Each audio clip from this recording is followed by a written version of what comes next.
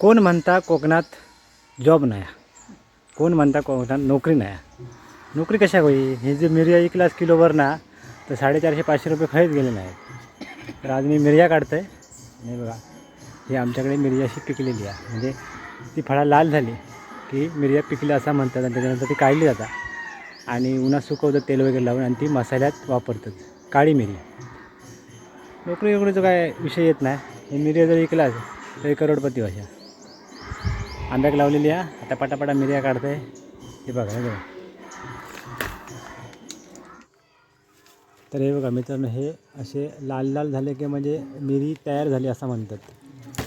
हा लाल होऊ पाहिजे. हे बघा.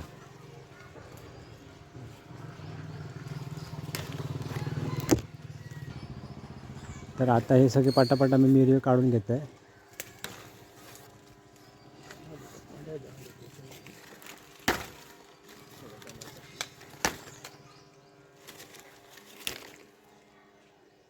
हे बघा अशा प्रकारच्या मिरी असतात, मसाल्यात वापरतो आम्ही.